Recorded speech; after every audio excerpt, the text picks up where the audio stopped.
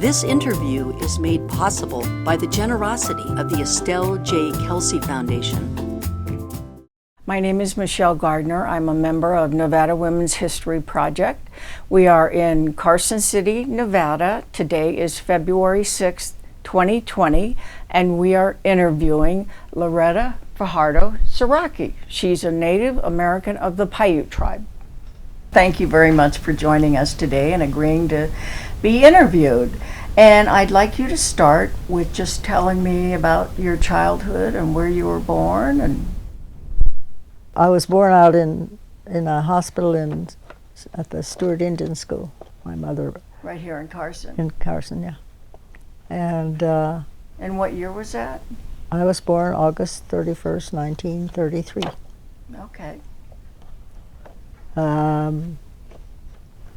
Did you live in Carson City most of the time, or? No, I lived out on the reservation, Pyramid Lake Reservation, most of the time. Okay. Okay. When I was, I've been trying to find out from records out at Stewart Indian School if my mother went to, she did go to Stewart, and I don't know how long she stayed there or anything, but they don't have records out there yet. Oh, okay. So we lived out in Nixon, And the little town of Nixon. Tell us about your parents. My parents, my dad is Mexican. My mother is full-blooded Indian.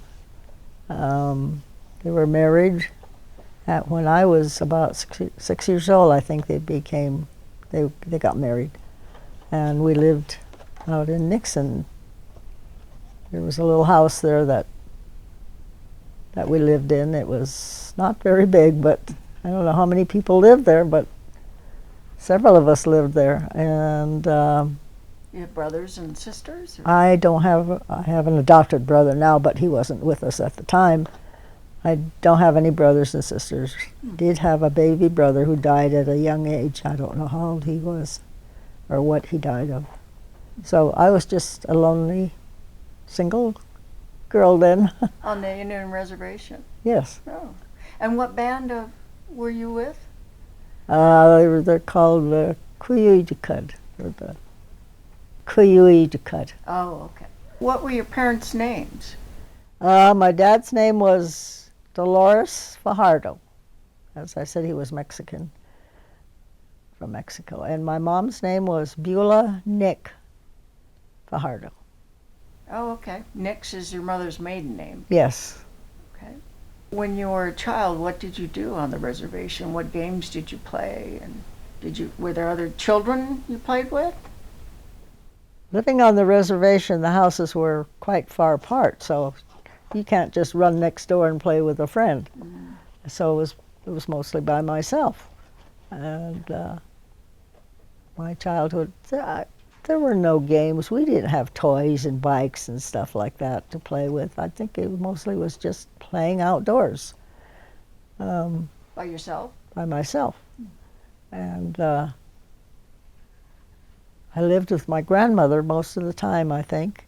And there was a couple of things that I remember doing with her as the women and the men used to have a gambling night where they would go someplace along the river and have their gambling games. Well, I remember going with her. We had to walk everywhere there. We didn't have a car or anything. And so I would remember walking down to this one place where the ladies would put the blanket on the ground and play their card games, and the men did the same thing. And there were kids there then, but we never played games or anything. Maybe we played tag or something like that. That was about it. And, where I went with my grandmother, we always walked. And this is your mother? This is my grandmother. Your She's grandmother. the lady I lived with when I was younger, a lot. I think my parents probably were out looking for work.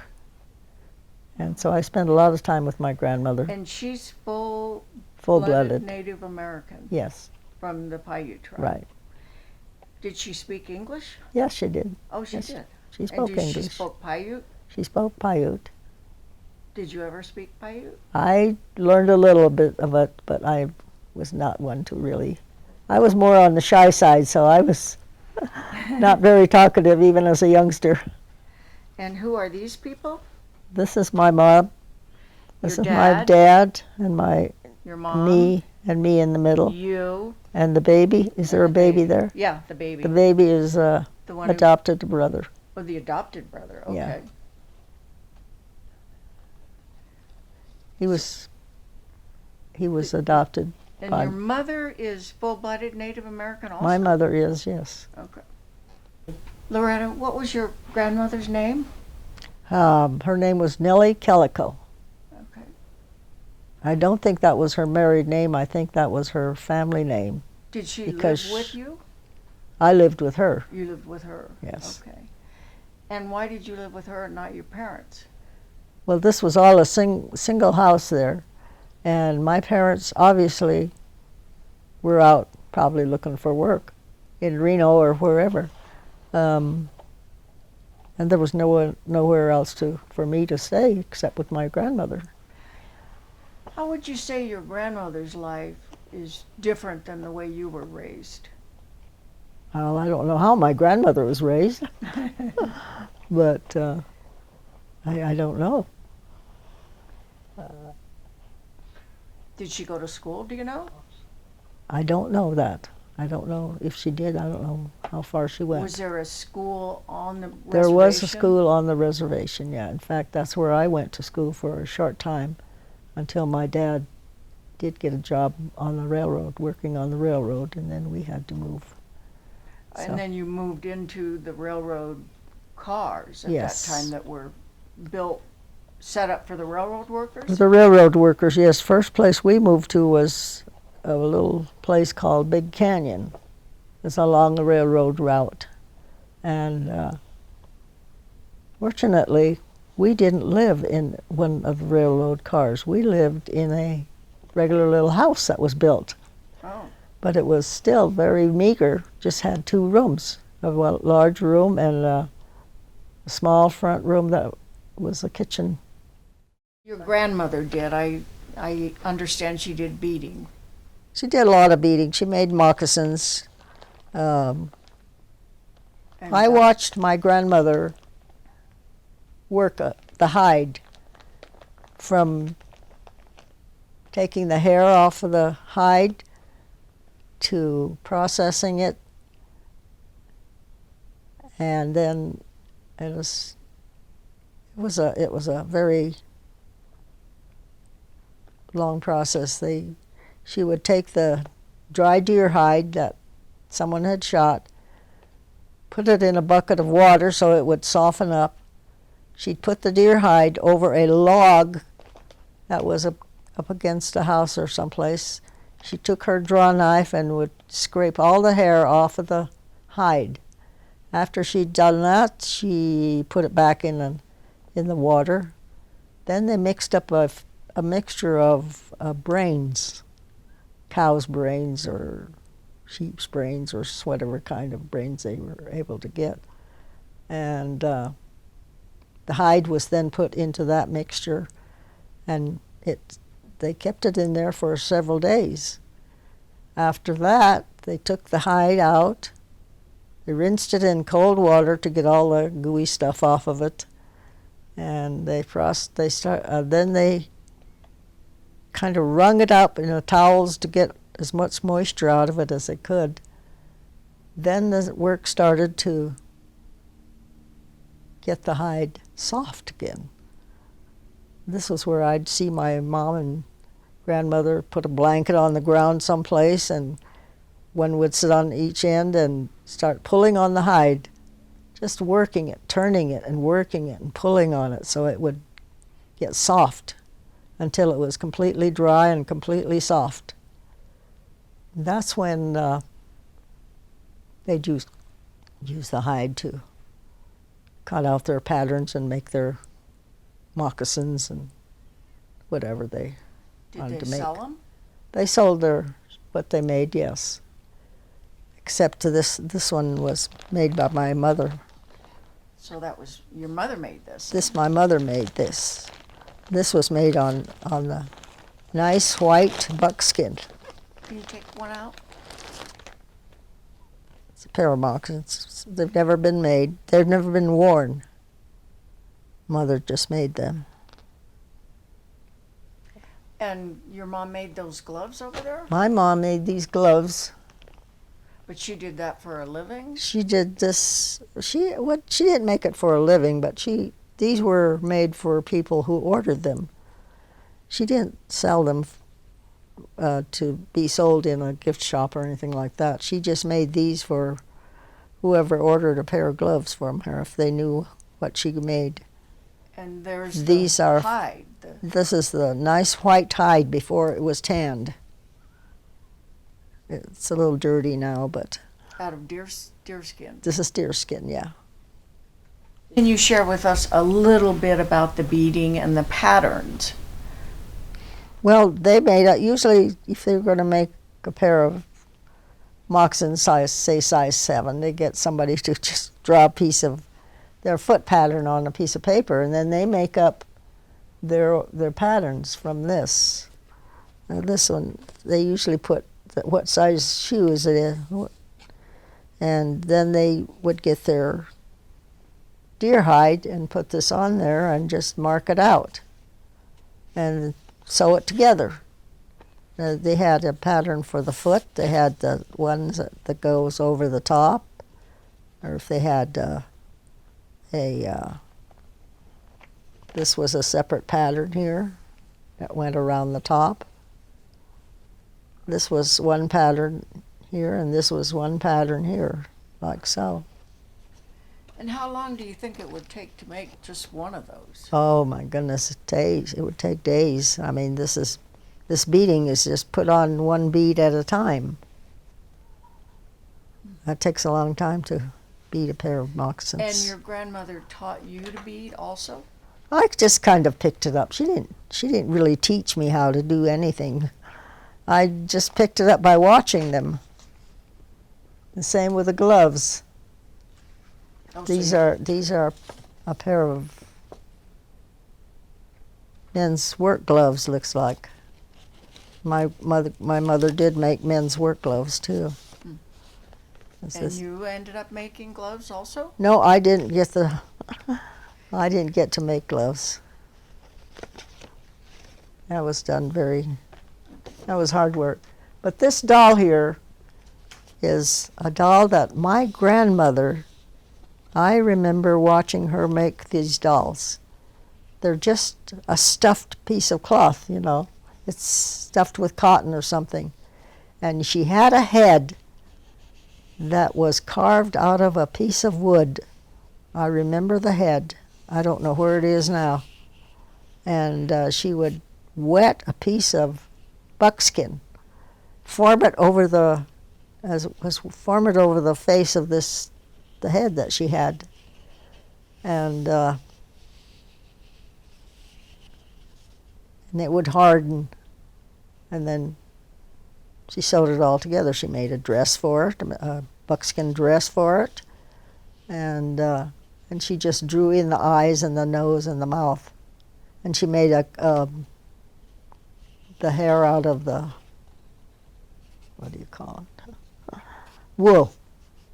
They bought, I remember seeing her with wool remnants that they were already made like into the hair, which she sewed over the head of the doll. That was a hair. So was that your toy? No, I never saw. She sold whatever she made. I don't think she made very many of them, but I think she sold all of them, and I never got one. And I've always tried to see if I could find one someplace, but I've never been able to. I'd like to have found one that she had made, but I don't know whatever happened with all of them. They're gone. What were some of the Indian ways that you remember being taught as a child? Oh dear. My parents were very quiet. So was my grandmother. They never really taught me very many Indian ways. So you went to school on the reservation until you were 8. I went to school. I started out in Nixon. I don't know how many years I went to school there. In fact, there's there's a Or single. maybe it was 8th grade? No. Well, all my 8th grade, all through 8th grade, I went to school on the reservation. Except 4 years of high school, we went to Fernley. And you had to take a bus? We were on a bus. How long was that ride? Wasn't very long. Probably 45 minutes or so to get to school. And you went to school with the other white children? Yes, it was a public school in Fernley. Can you talk a little bit about the one-room schoolhouses that you went to? You went with all children? These were schoolhouses made out of from a railroad car, and it was usually the caboose that they turned into a schoolhouse. It just had one big room for the students, and they had desks there. The teacher usually stayed at the other end of the caboose. You had living quarters there. These schools were for the workers' children, which were usually all Mexicans, and I went to that. The first one, when my dad got the job on the railroad, we went to Big Canyon. That's where I started my schooling. I don't remember what grade it was that I started there, though. And I went to that school up until 7th grade. But the teacher there didn't teach 8th grade.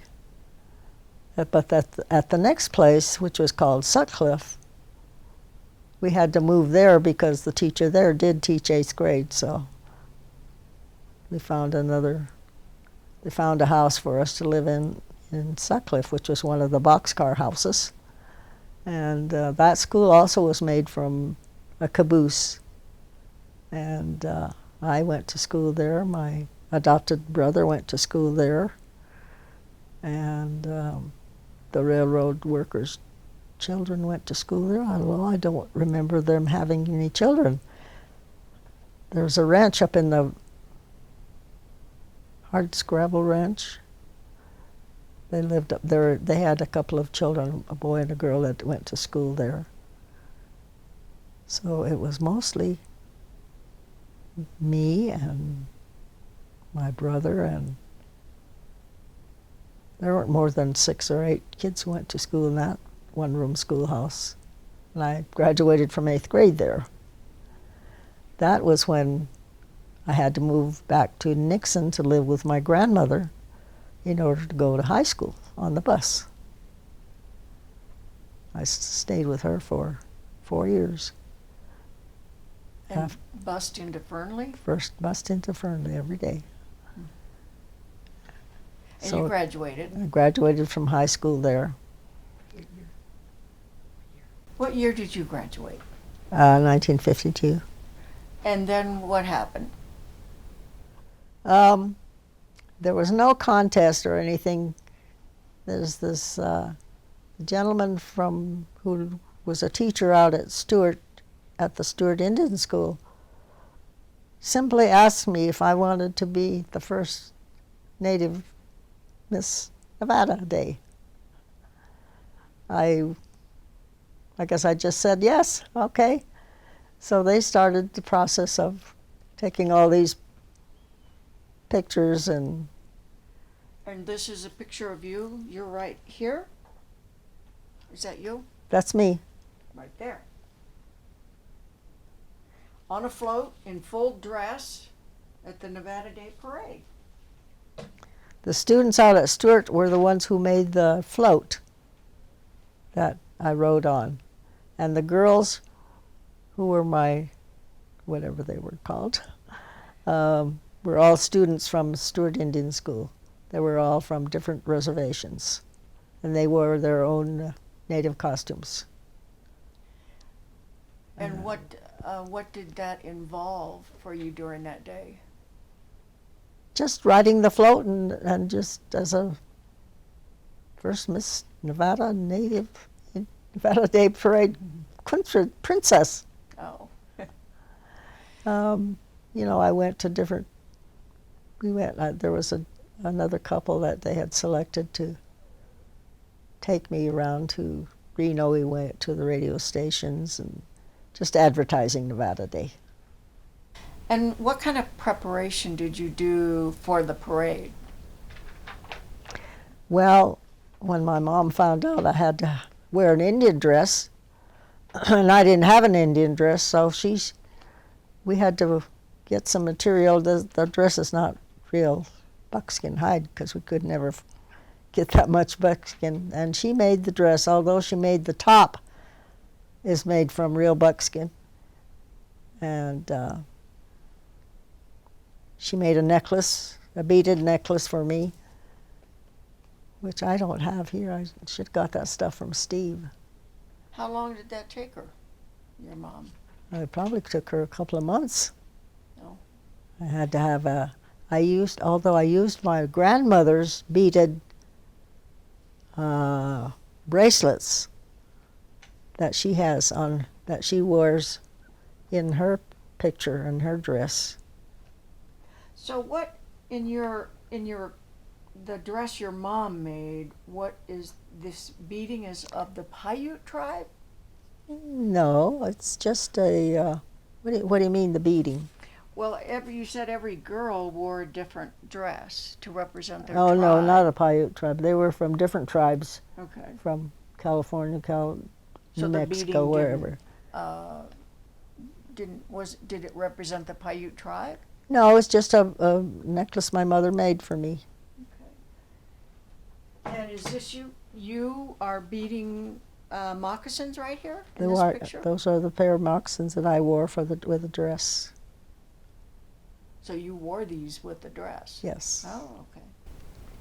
How has the women's role in tribal tradition changed over the years from your grandmother, your mother, you?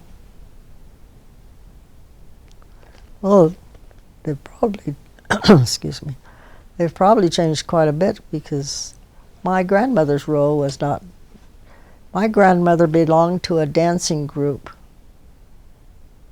that they were in a lot of parades.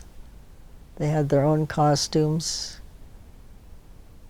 My grandmother has an Indian dress that I still have, that I'm sorry I don't have it with me because it's at my son's house, where it's safer, I guess. And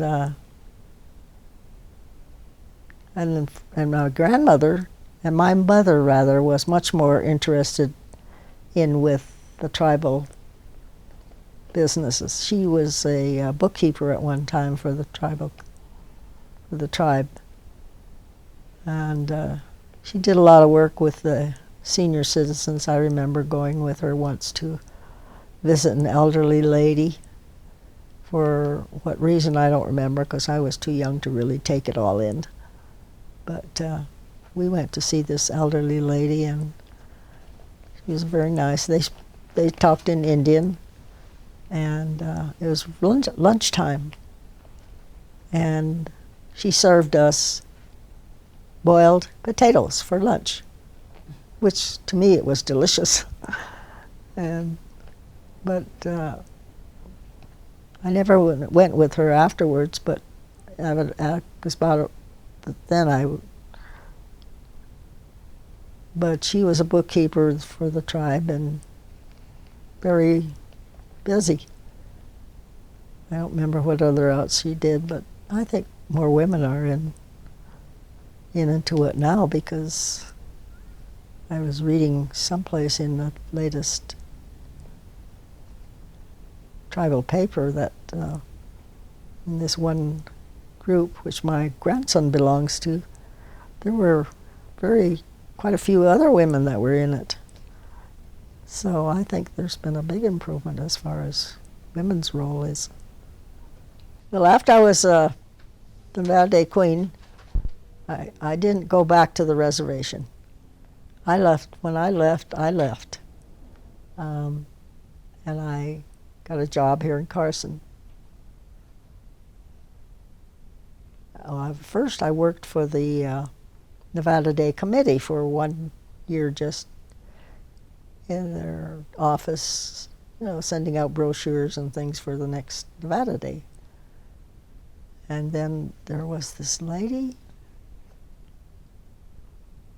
from Hollywood, I was told. She was a producer of something. She came to Carson City. She wanted to put on a program for the next Nevada Day. It was an outdoor show that she wanted to put on. It was a program that showed where the Washos had stolen some Paiute girls and held them captive, and Kit Carson was involved somehow or other. My husband played the role of Kit Carson, and I was one of the maids that had been stolen from Pyramid Lake.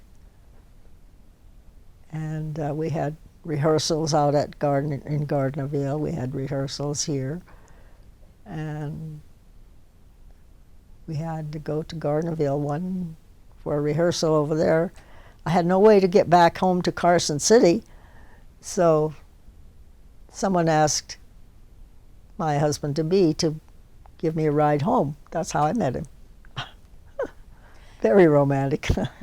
And what's his full name? Bernard Cerocke. Okay. So you got married? So we got married and bought this house, started having our 5 kids in this little house. And all my kids I lost one daughter to cancer. She was only like young, 30, 31. No, I was a stay-at-home mom. I only worked for 5 years into our marriage, and then I had my 3rd child, and that's when I quit working and stayed home. So, I wasn't that smart. What did your husband do? He worked for the highway department. Okay. Engineer? Yeah, he was a design engineer. Okay. And all my kids went to school here. All graduated. And they all had their little problems, but I think they all came out pretty good. Living on the reservation, what access did you have to medical facilities? There was none. They had the hospital out in Schurz. I suppose they took someone there. But I remember one time during school, several of us were taken to Schurz. We were supposed to have our tonsils taken out. But for some reason or other, they didn't do it, and they took us right back to the reservation. And, I mean, if you had to go to a doctor, you had to go to Reno someplace, find a doctor. Were you required to go to the Indian hospitals? Could you go to public hospitals? Oh, I think you could have, yes. I remember when my little brother was born, they didn't go to a hospital. She had a midwife. But they could have gone to the hospital.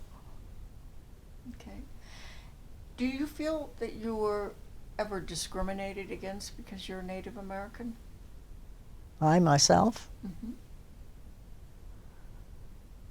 I think among the kids in Nixon, I was, yes, because I was half Mexican.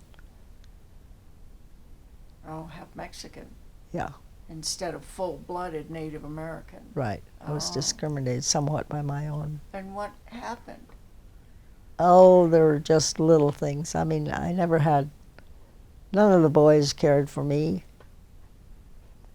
I had a couple of the girls We were very good friends. But once I left, I lost track of all of them, except one of the girls, her and her husband, lived out in Sutcliffe at a time when my husband and I lived out there, lived in my mom's house. After he retired, we moved out there and lived in my mom's house. And So your mother has a house on the reservation right now? she does. It's still there, and one of my sons is living in it now. But when I lived, my husband and I spent 20 years out there. I spent 20 years out there. He passed away during the time we were living out there.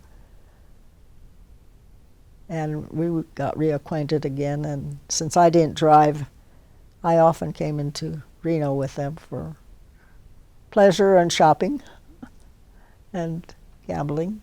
Oh. We both loved to gamble. Your husband liked to gamble? Yes, much too much. But my friends also liked to gamble. It was Well, it sounds like when you grew up, too, they would have gambling nights for the tribes. Like you said your grandmother went to a gambling night on the reservation? Oh, yeah. Yeah. They had their own little Cards. card games that they played. But it was not, I mean, the men played their own card games, but they didn't play Indian games. It was just playing card games. They spent evenings doing that, I guess. Loretta, summing up here, what are you most proud of in your life? And it can be more than one thing, too. Probably all my kids. Like I said before, they all had their little problems, but I think they all grew up quite well. Did very well for themselves. And how many grandchildren do you have now? Or you have great-grandchildren, I have right? great-grandchildren. I have 10 grandchildren. I have, my goodness, 8, 9, 10, 11 great-grandchildren. One's on the way. I have 2 that are on the way. Yes. That's a lot of grandchildren. Yeah. What are your hopes for your grandchildren? Oh my goodness. There's so many of them. I hope they just all grow up strong and healthy and contribute something to wherever they live. And Do you think any of them are continuing tribal ways? no, I don't think so. Stay in touch with the tribe? I don't think so, because none of them are married to. They're all married to the white persons, and I have one grandson who I think I mentioned before. He lives on the reservation now? He doesn't live on the reservation, but he is in doing his part on the. He's one of the committees. So, but he's the only one. None of my other grandchildren, I don't think. Most of them live in California. And although they are enrolled in the tribe, all of my grandchildren and great-grandchildren are enrolled in the tribe. And what does that entitle them to? Medical? Is it medical? They can, some medical, yeah, and schooling. They can get scholarships if they want to through the tribe. School, financial help in going to school. And will the house at the Pyramid Tribe, will it stay within your family? It'll always be owned by... I hope so. Right now my son, who retired from his work in California, is living in it. So he'll be there for as long as he wants to. Okay. Thank you. Thank you, Loretta. We did it. Yes. It might not all be good and right, but we did it.